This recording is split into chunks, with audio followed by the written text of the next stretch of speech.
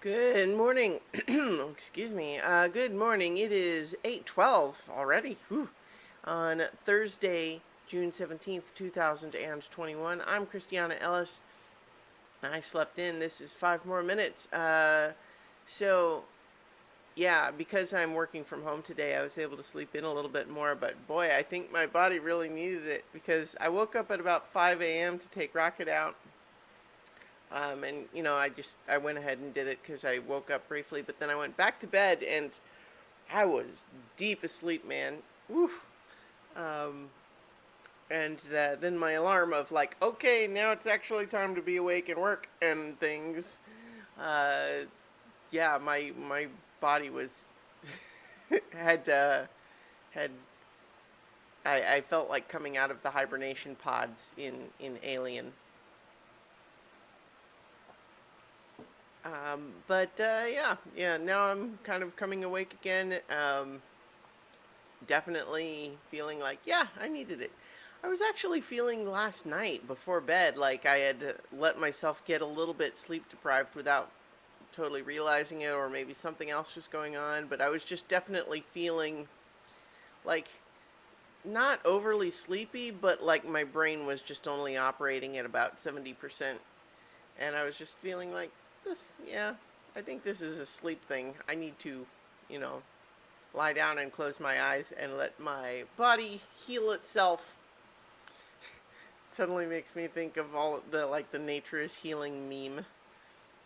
If you are not familiar, the original uh, concept of it, I'm sure it didn't originate with the pandemic, but I know that I saw people talking about like, oh gosh, with the pandemic and everybody, staying home, there's a lot less, carbon emissions, for example, because people aren't driving as much and that sort of thing. And like that's certainly an example of something that like doesn't make the lockdown good, but it's also just kind of highlights. Wouldn't it be great if we could lower those things without having to have a global pandemic? Um, but it's also just representation of it's a it's a complex interconnected system with lots of different factors that influence each other. But the point is, the meme is that people talking about something or other coming back after having been suppressed for a while or whatever, and saying, "Oh, nature's healing," but then the joke became um, to talk about other things that uh, are like returning or rebounding or whatever that may or may not have anything at all to do with nature, and it's just like, oh, look, they restocked the toilet paper at the grocery store. Nature is healing, that sort of thing. Um, I don't even remember how I got on that. Anyway, yeah, it's I played a little bit last night of a game, an indie game that I'm playing it on the PS5, but it's also on PS4 and other platforms. And it's called either Minute of Islands or Minute of Islands. It's unclear because I've only see it in text, and it's actually not 100% sure what the title means as of yet. I mean, there's islands in it, but that's why I can't necessarily say whether it means minute or minute. But it's an interesting game because, like, the art style kind of evokes, like, maybe the Adventure Time cartoon a little bit.